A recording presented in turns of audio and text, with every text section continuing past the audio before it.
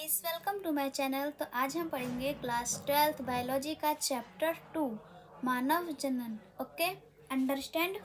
तो चलो शुरू करते हैं। ठीक है, हमारा टॉपिक है नर जनन तंत्र। ठीक है, नर जनन तंत्र 4 भागों से बना होता है। कितने भागों से बना होता है? 4 भागों से। एक जोड़ी वृषण, सहायक नलिकाएं, सहायक ग्रंथियां, बाह्य जननेंद्रिय यानी शिशन। ठीक है, वृषण पुरुष का मुख्य लैंगिक अंग होता है। पुरुष का मुख्य लैंगिक अंग कौन सा होता है? वृषण, जिससे शुक्राणु यानी युग्मक, शुक्राणु हो या अंडाणु, उन दोनों क्या बोलते हैं? युग्मक बोलते हैं। ठीक है, जिससे शुक्राणु का निर्माण होता है। शुक्राणु का निर्माण कहाँ होता है? वृषण के अंदर होता है। इस शुक्राणु बनने की प्रक्रिया को शुक्रजनन या स्पर्मेटोजेनेसिस कहते हैं। ठीक है, जो शुक्राणु का निर्माण हो रहा है, ये जो प्रक्रिया हो रही है शुक्राणु के निर्माण होने की, इसको बोलते हैं शुक्रजनन या स्पर्मेटोजेनेसिस। ठीक है, शुक्रजनन के लिए 34 से 35 डिग्री सेल्सियस तापमान की आवश्यकता होती है। जो शुक्रजनन होता है, हमारे शरीर का तापमान होता है 37 डिग्री सेल्सियस, और शुक्रजनन के लिए चाहिए होता है 2 से 3 डिग्री सेल्सियस कम, क्योंकि 37 डिग्री सेल्सियस जो तापमान है वो बहुत ज़्यादा अधिक होता है शुक्राणुओं के हिसाब से, जिसकी वजह से शरीर के अंदर शुक्राणु का निर्माण होना संभव नहीं है। इसीलिए उदर गुहा के बाहर वृषण कोश में स्थित होते हैं। ठीक है, मतलब वृषण कोश में इसका निर्माण होता है, क्योंकि इसमें 2 से 3 डिग्री सेल्सियस तापमान कम होता है। ठीक है, शुक्रजनन के लिए 34 से 35 डिग्री सेल्सियस तापमान की आवश्यकता होती है। ठीक है, वह कौन सा प्राणी है जिसका वृषण शरीर के अंदर होता है? देखो, हाथी में वृषण शरीर के अंदर होता है। जो हाथी होता है उसका जो वृषण होता है वो शरीर के अंदर होता है। क्यों होता है? क्योंकि हाथी के शरीर का तापमान 35.4 डिग्री सेल्सियस होता है, तथा शुक्रजनन के लिए 34 से 35 डिग्री सेल्सियस तापमान की आवश्यकता होती है। समझे? देखो, वृषण की आंतरिक संरचना ये जो दिख रही है, देखो ये जो है ये होती है शुक्रजनन नलिकाएं। ठीक है, और प्रत्येक वृषण पाली में 1 से 3 शुक्रजनन नलिकाएं होती हैं। देखो, ये है वृषण और यह है वृषण कोश यानी स्क्रोटम, ये और ये है वृषण। एक वृषण के अंदर 250 से 300 वृषण पालियाँ होती हैं।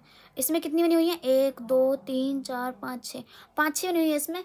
और प्रत्येक वृषण में एक वृषण में 250 से 300 वृषण पालियाँ होती हैं, और प्रत्येक वृषण पालियों में 1 से 3 शुक्रजनन नलिकाएं होती हैं। ये जो दिख रही है ये है शुक्रजनन नलिकाएं, या तो 1 होगी, या होंगी 3, या होंगी 2। ठीक है, इससे ज़्यादा नहीं होंगी। ठीक है, 1 से 3 शुक्रजनन नलिकाएं होती हैं। फिर जो शुक्रजनन नलिकाएं होती है ये आगे चलकर यानी यहाँ पर ये वृषण जालिकाओं का निर्माण करती हैं, और इन वृषण जालिकाओं से 10 से 15 कुछ नलिकाएं निकलती हैं। इनको शुक्रवाहक कहती हैं। जो नलिकाएं निकल रही हैं इनको बोलते हैं शुक्रवाहक। और जो शुक्रवाहिकाएं और जो शुक्रवाहिकाएं होती हैं ये वृषण से बाहर एक संरचना में खुलती हैं। ये वृषण तो इतना है ना, बाकी तो वृषण कोश है ये, तो वृषण से बाहर एक संरचना में खुली, इस संरचना को बोलते हैं अधिवृषण या एपिडाइडिमिस। ठीक है, तो इसमें खुलती हैं ये, और ये एपिडाइडिमिस यानी अधिवृषण से एक नलिका जुड़ी होती है, इसको शुक्रवाहक कहते हैं। ठीक है, ये नलिका है जुड़ी, इसको बोलते हैं शुक्रवाहक। अब देखो, वृषण कोश से किस संरचना से जुड़ा हुआ होता है? ये प्रश्न आता है। जो वृषण होता है वो वृषण कोश से किस संरचना से जुड़ा होता है? तो होगा गुबरनेल्युलम। ये संरचना दिख रही है, इसको बोलते हैं गुबरनेल्युलम। ठीक है, अब ये जो है ये है शुक्रजनन नलिकाएं। अब ये छोटी छोटी हैं बनी हुई है, इन्हीं को हमने यहाँ पे बड़ा करके बनाई है, इनकी संरचना बड़ी करके। ठीक है, देखो ये है शुक्रजनन नलिका, और इसमें ये जी वाली जो कोशिकाएं हैं इनको बोलते हैं सर्टोली कोशिका। ठीक है, और जो इनको ऊपर है सर्टोली कोशिका को ऊपर, इनको बोलते हैं नरजर्म कोशिका। और एक जो आवरण जो है ये आवरण इसको ऊपर, इसको बोलते हैं ट्यूनिका प्रोपेरिया। ये जो आवरण होता है ये सुरक्षा करता है। ठीक है, ये सुरक्षा करता है किसकी? शुक्राणुओं की। और प्रत्येक देखो ये शुक्रजनन नलिकाएं हैं, ये इनको इंग्लिश में बोलते हैं सेमिनिफेरस ट्यूब्यूल्स। तो इनके बीच में जो अंतराली स्थल होता है, अंतराली स्थल मतलब खाली स्थान, खाली स्थान में मतलब जो भी कोशिकाएं पाई जाती हैं उनको बोलते हैं लीडिंग कोशिका या अंतराली कोशिका।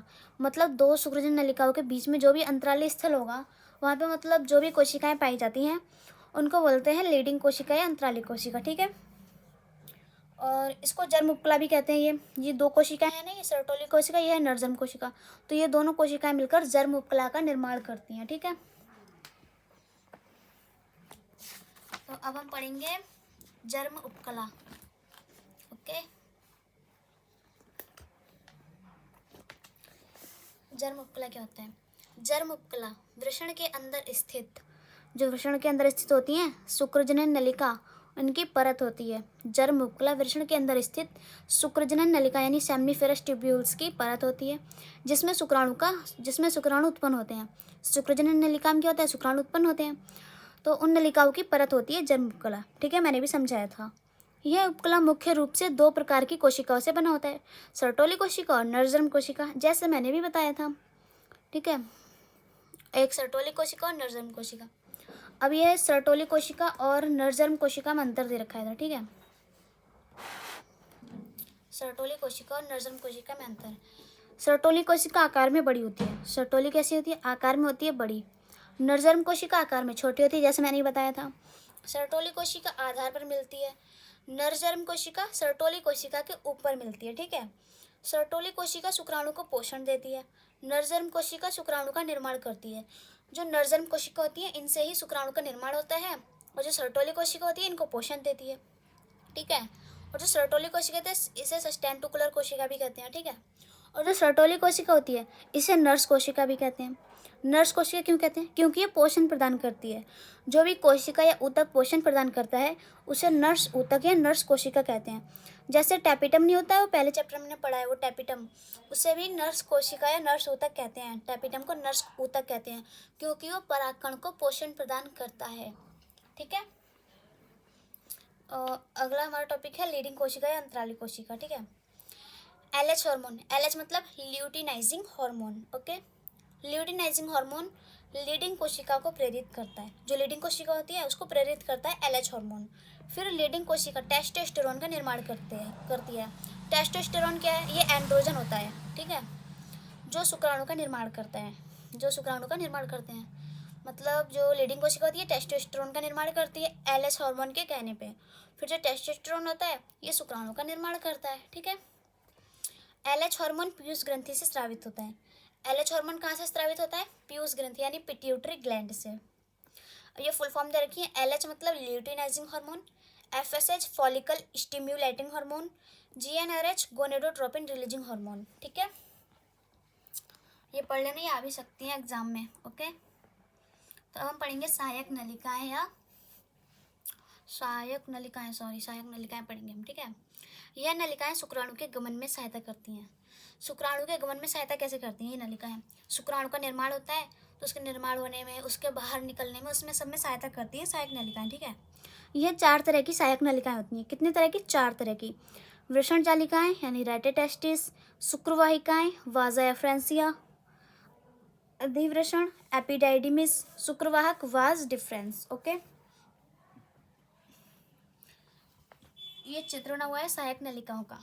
देखो, ये वृषण है, इसके अंदर ये वृषण पालियां हैं। ठीक है, ये है हमारी शुक्रजनन नलिकाएं, इनको हम बोलते हैं सेम्निफेरस ट्यूब्यूल्स इंग्लिश में। और ये होती है वृषण जालिका, इसे बोलते हैं रेस्टेटेस्टिस। और वृषण जालिकाओं से कुछ नलिकाएं निकलती हैं, इनको बोलते हैं शुक्रवाहिकाएं यानी वाजा एफ्रेंसिया। ये एक संरचना में खुलती है वृषण के बाहर, वृषण के अंदर नहीं। अगर एग्जाम में अधिवृषण वृषण के अंदर होता है, तो वो क्वेश्चन गलत हो जाएगा, मतलब आंसर उसका कि नहीं, अधिवृषण वृषण के बाहर होता है। जो एपिडाइडिमिस होता है वो वृषण के बाहर होता है। ठीक है, अंदर नहीं होता, क्योंकि तो वृषण कोष के अंदर होता है, वृषण के अंदर थोड़ी ना होता है। ओके, तो होगा अधिवृषण, इससे एक नलिका जुड़ी होती है, इसे बोलते हैं शुक्रवाहक यानी वास डिफरेंस। ठीक है, जो वृषण कोष होता है इसे बोलते हैं स्क्रोटम, और वृषण को बोलते हैं टेस्टिस। ठीक है, अब मैंने जो समझाया वही यहाँ पे लिखा हुआ है। वृषण के अंदर 250 से 300 वृषण पालियाँ होती हैं। प्रत्येक वृषण पालियों के अंदर 1 से 3 शुक्रजनन नलिकाएं होती हैं, तथा यह शुक्राणु का निर्माण करती हैं। शुक्रजनन नलिकाएं क्या करती हैं? शुक्राणु का निर्माण। यह शुक्रजनन नलिकाएं आगे चलकर एक जाल बनाती हैं, इस जाल को वृषण जालिकाएं कहते हैं। वृषण जालिकाओं से लगभग 10 से 20 नलिका निकलती हैं, इन नलिकाओं को शुक्रवाहिकाएं कहते हैं। यह शुक्रवाहिकाएं वृषण से बाहर एक संरचना में खुलती हैं, जिसे अधिवृषण कहते हैं, जो वृषण के पीछे भाग में मिलता है, तथा अधिवृषण से एक नलिका जुड़ी होती है, जो वृषण कोश से बाहर की ओर निकलती है। इस नलिका को शुक्रवाहक कहते हैं। ठीक है, शुक्रजनन नलिकाओं में शुक्राणु का निर्माण होता है। जो शुक्रजनन नलिका होती है, उनमें शुक्राणु का निर्माण होता है। यह शुक्राणु वृषण जालिकाओं से निकलकर, मतलब जो शुक्राणु होता है, शुक्रजनन नलिकाओं में उनका निर्माण होगा, फिर शुक्रजनन नलिकाओं से आएगा वो वृषण जालिकाओं में। ठीक है, वो गमन करते हुए बाहर को निकलेगा ना, इसीलिए। ठीक है, नलिकाओं में आता है। फिर इससे निकलकर अधिवृषण में आता है। वृषण जालिकाओं से आएगा अधिवृषण में, शुक्रवाहिकाओं में आएगा, फिर शुक्रवाहिकाओं से अधिवृषण में आता है। तो तथा अधिवृषण में शुक्राणु कुछ समय, जो अधिवृषण होता है यानी एपिडाइडिमिस, उसमें कुछ समय के लिए शुक्राणु रुकता है, 1 मिनट से 1 महीने के बीच, मतलब 1 मिनट से 1 महीने के बीच की अवधि के दौरान रुक सकता है, ठीक है। और परिपक्व मतलब रुकता क्यों है, परिपक्व व सक्रिय होने के लिए, ठीक है। परिपक्व व सक्रिय होता है। परिपक्वन के बाद शुक्राणु शुक्रवाहक में आता है। जब वो परिपक्व हो जाएगा तो शुक्रवाहक में आता है, फिर शुक्रवाहक से होते हुए शुक्राशय में आता है, फिर शुक्रवाहक से होते हुए शुक्राशय में आता है, और शुक्राशय से स्खलन नलिका में आता है, और स्खलन नलिका से मूत्र मार्ग में, और मूत्र मार्ग से होते हुए सेशन से बाहर निकल जाता है, ठीक है। वह सहायक ग्रंथियाँ, ओके। सहायक ग्रंथियों को जनन ग्रंथियाँ भी कहते हैं, ठीक है। एग्जाम में चाहे सहायक ग्रंथियाँ चाहे जनन ग्रंथियाँ, बात एक ही होगी, ठीक है। सहायक ग्रंथियाँ 3 होती हैं। कितनी होती हैं? 3। शुक्राशय, प्रोस्टेट और काउपर। शुक्राशय को इंग्लिश में बोलते हैं सेमिनल वेसाइकल, और पुरोस्थ को बोलते हैं प्रोस्टेट, और काउपर को बोलते हैं कंदमूत्र पथ, ठीक है। जो शुक्राशय होती है ये डबल ग्रंथि होती है, यानी 2 होती हैं। जो प्रोस्टेट होती है ये सिंगल होती है, यानी केवल एक ही होती है। और जो कंदमूत्र पथ या काउपर होती है ये भी डबल होती है, ठीक है। और सबसे छोटी सहायक ग्रंथि कौन सी होती है? Cowper, okay. अब ये संरचना बनी हुई है सहायक ग्रंथियों की या जनन ग्रंथियों की, ओके। देखो ये तो किडनी है, ये क्या है? किडनी, वृक्क है ये है वृषण, और ये है शुक्रवाहक, जो वृषण से बाहर निकलते नहीं है शुक्रवाहक, वही यही शुक्रवाहक। ये है शुक्राशय, और यहाँ पे ये जो है